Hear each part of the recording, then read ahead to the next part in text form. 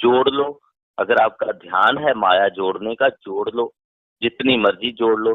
अगर फिर बीमारियों में लग जाएगी तो क्या कर लो जी? प्रेम से कहना धनंकार जी। ध्यान निरंकार जी।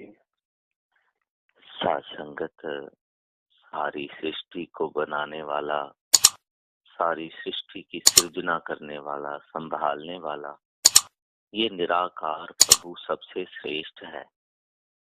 इसकी श्रेष्ठता जिसकी जिंदगी में आ जाती है, जो ये बात मान लेता है कि इससे बड़ा कोई नहीं है, इससे श्रेष्ठ कोई नहीं है, निराकार उसको भी सारी दुनिया के सामने श्रेष्ठ करके पेश कर देता है। उसकी जिंदगी भी सुखद हो जाती है, उसकी जिंदगी के अंदर सुकून आ जाता है, उसकी जिंदगी के अंदर आनंद आ जाता है। दुनिया के हालात कैसे भी रहे, दुनिया की परिस्थितियां कैसी भी रही, भगत की जिंदगी की परिस्थितियां कैसी भी रही, भगत की जिंदगी में हालात कैसे भी रहे, कुछ भी हुआ हो, उसको बुरा कहा गया, अच्छा कहा गया, कुछ भी, इन सब चीजों से ऊपर उठ के वो अपनी जिंदगी में आनंद लेता है।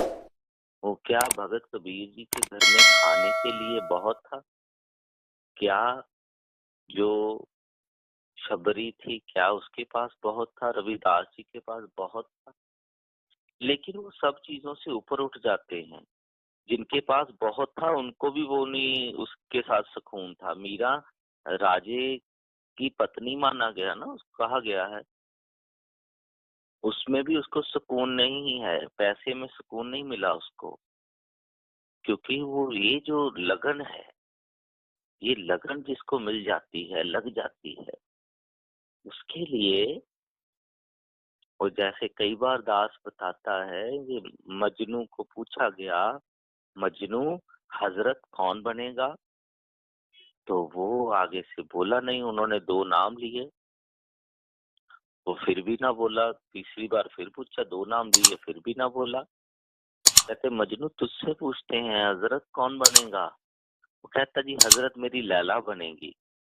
वो बड़े कहते तू पागल दीवाना है, कह के चले। तो उसे एकदम दास को एहसास हुआ कि देखो, जो मर्जी दुनिया जहां मर्जी गीत गाए, जो मर्जी कहे, लेकिन जो अपने प्यार करने वाला अपने यार पे टिक जाता है, अपने ही प्यार की बात करता है, हर बात में अपने प्यार की बात करता है, यही रब्बी आशिकों का हाल होता है। इश्क तो इश्क ही है ना, चाहे उसका मिजाजी था तो उस पे टिका था, लेकिन भगत का हकीकी होता, हकीकत के साथ इश्क होता, निराकार के साथ, सतगुरु के साथ होता, तो वो वहीं टिका होता है। तो उसकी जिंदगी में हालात कैसे, परिस्थितियां कैसी, पर वो टिका अपने मुर्शद पे होता है। उसकी हर बात में जिक्र इस इलाही का, इस निराकार का, सतगुरु का ही होता है। सबसे श्रेष्ठ है निराकार, सबसे श्रेष्ठ है सतगुरु। तो भगत इसकी श्रेष्ठता को जानता है। ये जानता है कि सारी सृष्टि को पैदा करने वाला, सारी सृष्टि को चलाने वाला, प्रलय करने वाला, सब कार्य करने वाला तू खुद है। तेरे बिना कोई नहीं है, तेरे बिना कुछ नहीं है। ये इतनी अवस्था तक पहुंच जाता है तो जिंदगी में श्रेष्ठ स्थान निराकार को, सतगुरु को देता है। कई बार हम अपनी जिंदगी में जो श्रेष्ठ स्थान है, अपने रिश्तों को, अपनी माया को, अपनी और उपलब्धियों को देते हैं। लेकिन भगत जो होता है उसकी जिंदगी में श्रेष्ठता, विशेषता, हर चीज अपने सतगुरु निराकार पे रहती है, संगत पे रहती है, बाकी सारी चीजों को नीचे रखता है। मुझे अभी भी याद है, मैं एक बार दिल्ली गया और कविता बोली, संगत खत्म हो गई, बाबा जी ने प्यार भी दिया, तो शास्त्री जी अपने घर ले गए दास को। शास्त्री जी के साथ उनका घर जाना हुआ, तो शास्त्री जी के पास दास बैठा। शास्त्री जी कहते कि अब तू कविता बोली, कितनी प्यारी कविता बोली तूने, अब तू संगत को कहे मुझे पैसा किराया पैसा दे दो, मैंने अमृतसर जाना है, किराए के पैसे मांगे संगत से, तेरी क्या इज्जत रह जाएगी? तो मैंने कहा हाँ, कोई इज्जत नहीं रह जाएगी जब सबसे पैसे मांगूंगा। चाहे संगत मुझसे प्यार करती, फिर भी अगर पैसे मांगू तो कोई इज्जत रह ही नहीं जाती उस रूप में। कहते इसलिए माया को ठुकराना नहीं है, माया को ठुकराना नहीं है। हाँ, लेकिन माया को अव्वल दर्जा, पहला नंबर नहीं देना, माया को दूसरे नंबर पे रखना है। पहले नंबर पे निराकार को रखना, सतगुरु को रखना, संगत को रखना, और दूसरे नंबर पे माया को। ये माया को विशेषता महत्वता नहीं देनी है, लेकिन ठुकराना भी नहीं। ये है निरंकार ने आपके चरणों की दासी बनाया हुआ। बचपन से एक बात सुना करता था कि लक्ष्मी के दो निशान है, एक माथे पे है, एक कदमों पे है। कि सारी दुनिया उनके कदमों पे सजदा करती है, उनको पूजती है, हमारे घर आओ, हमारे घर आओ, हमारे घर रहो। लक्ष्मी की ऐसे पूजा करती है। और लक्ष्मी के माथे पे वो संतों के चरणों पे सजदा करती है कि मुझे अपने पास रखो, क्योंकि आपके पास रहूंगी तो आप सेवा में लगाओगे, अच्छी जगह धन लगेगा। उस रूप में महात्मा, बचपन में कई बार सुना महापुरुषों के विचारों कि वो जो माया है वो दासी है संतों की, क्योंकि ये संत इसके पीछे भागते नहीं हैं, माया पति के पीछे लगे होते हैं। इससे निराकार प्रभु के साथ नाता जुड़ा होता है और इनकी कोई भी इच्छा नहीं होती है इसके प्रति। तो इसलिए भगत माया को ठुकराता तो नहीं है और ना ही इसको अव्वल दर्जा देता है। तो जिस बात से बात शुरू हुई, ये श्रेष्ठ है, सारी कायनात को बनाने वाला। इसी की श्रेष्ठता भगत की जिंदगी में श्रेष्ठता ही रहती है। ये नहीं है कि ज्ञान मिला है तो एक साइड में रख दिया है। जैसे कल भी सेवाएं थी संतों में और यही एक जिक्र चल रहा था कि हमने ये ध्यान देना है कि हमारा निराकार के साथ नाता कैसा है, कैसा हमारा रिश्ता जुड़ा है, मजबूत है या कमजोर रिश्ता है, ये देखना है। जैसे हमारे रिश्तेदार होते हैं, कुछ रिश्तेदार तो सिर्फ खुशी और गमी के लिए रखे होते हैं। शादी का दिन आया है, हाँ वो बुआ की सास है तो बुला लो उनको, उनका भाई की बहन है तो बुला लो उनको। सिर्फ शादी का टाइम आया है, वो दिल्ली में रहते हैं, कभी फोन भी नहीं करा, कभी बात भी नहीं हुई, लेकिन अब वो खुशी का मौका आया है, शादी का मौका आया है, तो उनको याद कर लो, तो बुला लिया जाता है। अब गमी का मौका आ गया कोई, तो उनको याद कर लो।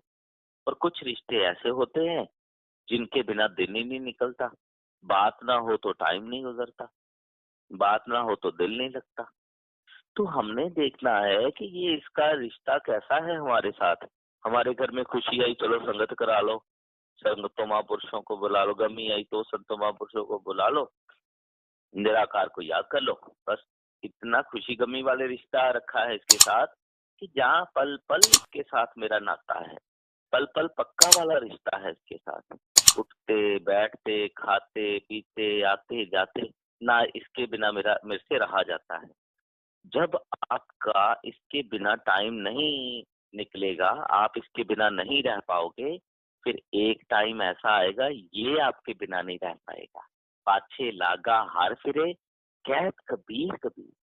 पहले नाता जोड़ना होगा, रिश्ता मजबूत करना होगा, ये यारी डालनी होगी, फिर ये भी आपके बिना नहीं रहेगा, ना आपको कहीं जाने देगा, बाह पकड़ रखेगा आपकी, संभाल के रखेगा।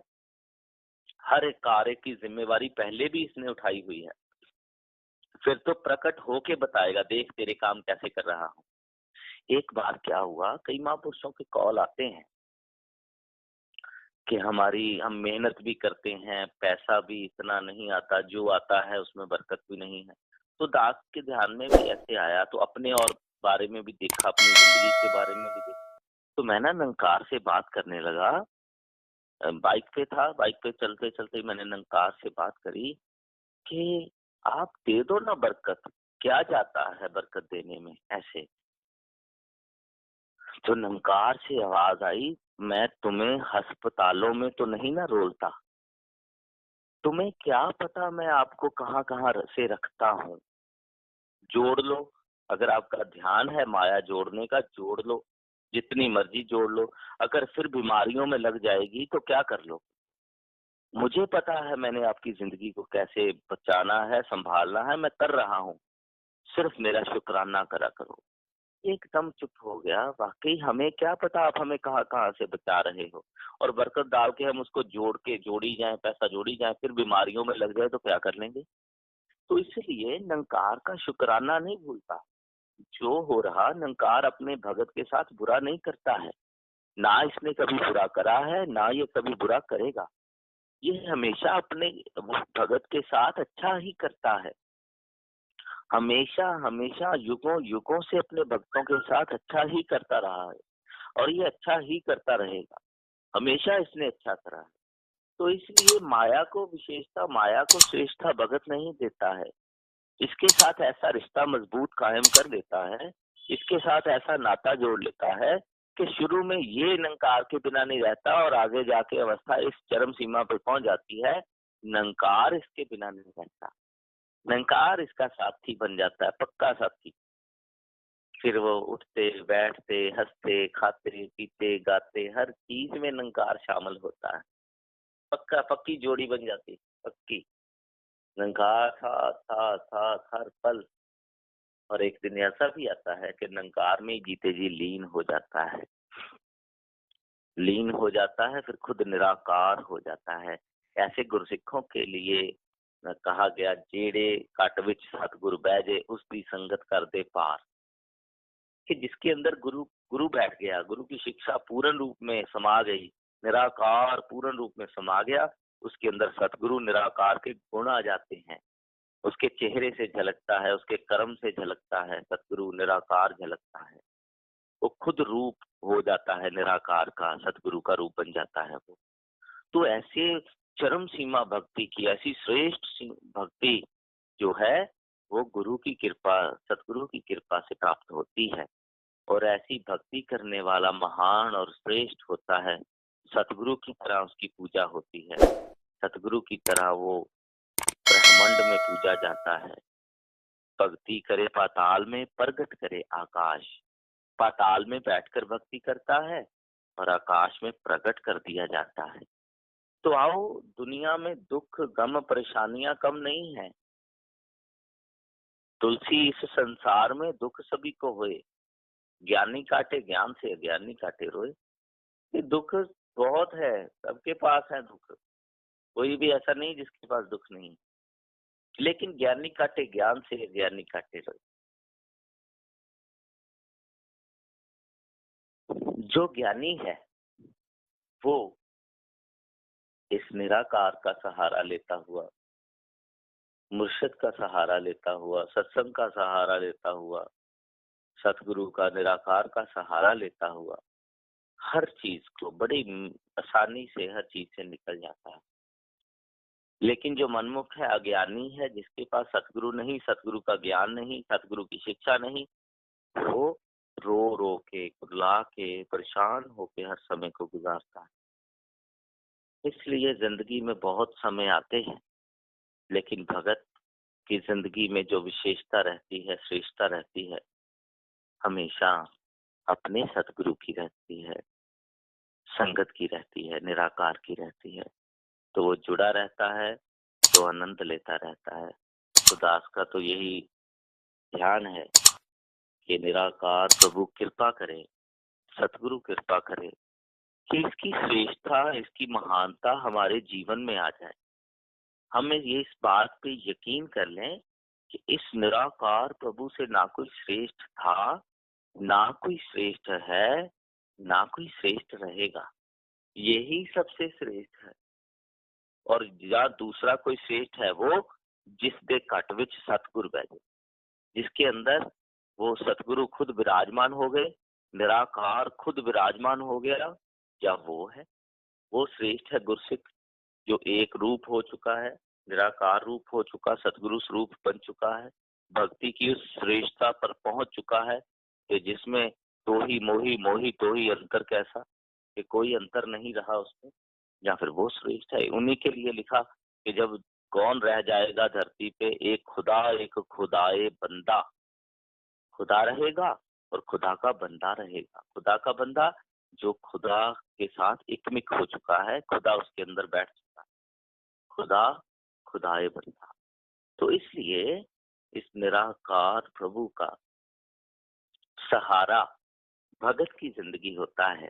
भगत अपने जिंदगी के दिनचर्या में या हर चीज में, महात्मा बता रहे थे ना कि कैसे सुबह जब सुबह भी अपने गुरु को कैसे साथ रखना, कार्य करते हुए भी कैसे साथ रखना, कि ये दिन का सबक है, पूरा दिन याद रहेगा। तो ये निराकार की कृपा है कि इस रूप में संतों के ये वचन सुनने को मिल रहे हैं। ये कृपा है सतगुरु की। जो सतगुरु का प्यारा होता है, निराकार का प्यारा होता है, उसका कोई कुछ नहीं बिगाड़ सकता। वो मस्त रहता है, निराकार के साथ डायरेक्ट कनेक्शन होता है, निराकार के द्वारा चुना गया होता है, निराकार ने उसे पकड़ा होता है। अगर कोई उसे तंग करता है तो हरनाकश रूप धारण करके ऐसे हंकारियों का विनाश भी कर देता है। तो इसलिए ये कहानियां नहीं है, ये इतिहास गवाहियां देता है इसके लिए कि इससे इस इसके ऊपर नहीं विचार, जाके मन वसे हो नंकार। कि विचार क्या करनी, इसके ऊपर विचार ही खत्म हो जाती है जिसके मन निराकार बस जाता है, जो निराकार का रूप हो जाता है। इसके ऊपर नहीं विचार, कोई इसके ऊपर कोई विचार नहीं। क्या बोलना, इसके आगे रह ही नहीं जाता, इसके आगे क्या बोलना, वो एकमिक हो जाता है। तो भक्ति की चरम सीमा तक पहुंचने के लिए सतगुरु कृपा करता है, संगत कृपा करती है, निराकार कृपा करता है, रहमत का मार्ग है। रहमत होती है तो ये अवस्थाएं प्राप्त होती हैं जिसमें ना गम है, ना सुख है, ना खुशी है, ना गमी है, उसमें सिर्फ आनंद है। आत्मा और परमात्मा के मिलन से जन्म होता है आनंद का। आत्मा मिलती है अपने पति परमेश्वर से तो जन्म होता है आनंद का। जब आनंद का जन्म होता है तो उसकी जो जिंदगी है वो महक उठती है, चहक उठती है। चेहरे उत्ते चमके नूर, उसके चेहरे पे भी नजर आता है कि ये कोई अलौकिक है, ये हम नहीं है, ये कोई अलग है, ये हम जैसा नहीं है। गुरु नानक पातशाह जी छोटे थे ना, तो तभी तो झलकना शुरू हो गए थे ना, तभी तो पता चलना शुरू हो गया था कि ये आम नहीं है, ये कोई अलग है, झलकता है। महात्मा बुद्ध राजा सिद्धार्थ के रूप में, इस रूप में अलग शो हो गए ना, कुछ अलग है। तो वो अलग क्या है, अलग कुछ नहीं, निराकार ही है वो। जिसको इसने श्रेष्ठ पेश करना है उसके रूप में खुद प्रकट होता है, उसके रूप में खुद बैठकर प्रकट होता है। दुनिया को लगता है हमसे अलग है, सबसे अलग है, एक को नहीं लगता, सबको ही लगता है। ये निरंकार जब प्रकट करता है, जो अपनी मर्जी से प्रकट होने की कोशिश करता है उसका भी पता चल जाता है कि बड़े बड़े हंकारियां नानक गर्भ गले। ये तो हंकारी है, ये अलग नहीं है, ये तो अपनी ही बस बातें कर रहा है। लेकिन जिसमें निरंकार प्रकट होता है, सतगुरु प्रकट होता है, जिस गुरसिख में रूप सतगुर सिखा दा रूप धार के सतगुरु प्रकट होता है, जिसमें सतगुरु प्रकट होता है उसका भी पता चल जाता है। और ये सिर्फ पहचान पाते हैं जिनको सतगुरु निगाह देता है, जिनको वो ज्ञान देता है, वो ध्यान देता है, वो दिल देता है। वह साथ संगत सबसे श्रेष्ठ इस निराकार को मानने वाला खुद श्रेष्ठ हो जाता है। सबसे बड़ा इस निराकार को मानने वाला खुद बड़ा हो जाता है। लोगो हम हैं निरंकारी, नाम के है व्यापारी, किसी से वैर नहीं है, कोई भी गैर नहीं है। ऐसी अवस्था में उसको सब अपने लगते हैं। ये नहीं है कि ये सच बात है। निरंजन बहन जी एक बार बात बताई थी उन्होंने, कहते मैं राजमाता जी से कोई बात कर रही थी कि माता जी वो ऐसे कहते हैं, वो ऐसे कह रहे थे, वो ऐसे कह रहे थे। तो पीछे बाबा गुरबचन सिंह जी सुन रहे थे कहीं, तो बाबा गुरबचन सिंह जी ने पीछे से आवाज लगाई कि निरंजन ये तो गुरुओं को भी नहीं छोड़ते हैं। तो बातों का क्या, बाबा जी ने सीधी कहा कि ये बातें करने वाले तो गुरुओं पीरों पैगंबरों को भी नहीं छोड़ते हैं, तूने अपने दिल पे नहीं लेनी। तो अपना जो मार्ग है हमारा भक्ति वाला, इस निराकार प्रभु का, जैसे उस दिन में मिलन जी का कॉल आया तो मैं थोड़ा था, मैं कहा यार इस निराकार के आनंद में बोल देता हूँ, किसी को अच्छा लगे ना लगे तो पता नहीं, मैं तो चुप रहना चाहता हूँ, ना ही बोला करूँ तो अच्छा है। तो आगे से मिलन जी कहते आपने सेना से क्या लेना, आपका तो ये भगवान कृष्ण सीधा साथ खड़ गए, आपने सेना से क्या लेना, ये यारी है, ये नाता है, आप इनके अकॉर्डिंग चलो ना। आप क्यों कहते हो कोई क्या कहेगा, कोई कैसा सोचेगा, कोई क्या बोले, आपका ये ध्यान नहीं। तो यही भगत की, सबको बोलते हैं, कौन सा भगत है जिसको नहीं बोला गया। जब ये भक्ति की अवस्थाएं, भक्ति की चरम सीमा पे पहुंचा जाता ना, तो ये अपने विरोध भी साथ ही खड़ा कर देता है, ताकि इसको अहम ना आए, इसको अहंकार ना आए। खुद ही बचाने वाला भी होता है, खुद ही संभालने वाला भी होता है। तो आओ साथ संगत, इस निराकार प्रभु का सहारा लिया हुआ है जिस भगत ने, उसकी जिंदगी में आनंद ही आनंद है। जिस भगत ने इसको श्रेष्ठ माना हुआ है, उसकी जिंदगी में सुकून ही सुकून है। आओ इसका ही सहारा लेते रहे, इसमें स्थित हो जाए, इसमें लीन हो जाए, इसका रूप हो जाए। साथ संगत की प्रेम से कहना धन्यवाद।